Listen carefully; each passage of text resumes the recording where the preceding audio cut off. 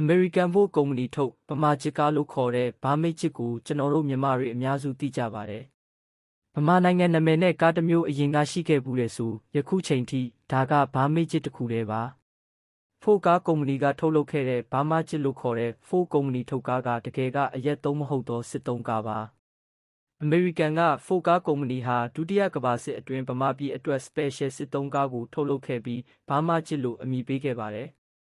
American စစ်တပ်ဟာမြန်မာပြည်မြောက်ပိုင်းကိုသိမ်းပိုက်ထားတဲ့ဂျပန်တပ်ကိုတိုက်ထုတ်ခဲ့ရမှာတော်လှန်စစ်ဆင်ရေးမှာသုံးခဲ့တဲ့ကားပါ။အိန္ဒိယနိုင်ငံအာသံပြည်နယ်နဲ့တရုတ်နိုင်ငံယူနန်ပြည်နယ်ကူမင်းကိုဆက်သွယ်တဲ့လီဒိုလမ်းမကြီးဟာမြန်မာနိုင်ငံကတနိုင်းမြစ်ကြီးနားဘက်မော်ကိုဖြတ်တန်းသွားပါတယ်။လီဒိုလမ်းကိုကမ္ဘာနိုင်ငံတွေကတော့ Burma Road လို့ခေါ်တယ်ဗျ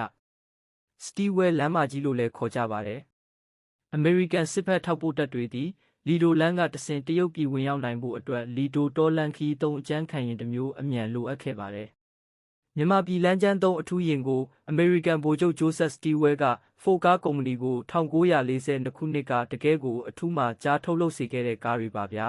။သူ့ကိုဘားမချစ်လို့ခေါ်ပြီး Ford GTB G622 တဒံခွဲစစ်သုံးကားပါ။ခက်ခဲကြမ်းတမ်းတဲ့အိန္ဒိယကအာသံလီဒိုမှမြန်မာပြည်ကတနိုင်းရယ်မြစ်ကြီးနားနဲ့ဗမော်ကိုဖြတ်ကာတရုတ်ပြည်ကူမင်းတော်လန်ခီးတစ်လျှောက်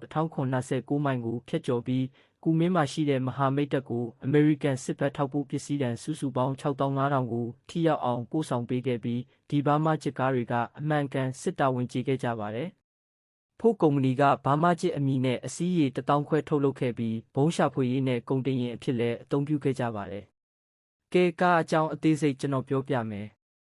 Operative Crew က2ပါဗျာ။အရှည်က 16.40 ပါ။အကျယ်ကတော့ 9.28 ပေပါ။အမြင့်က 4.49 ပေပါ။ Operative Weight က 3628 kg ပါ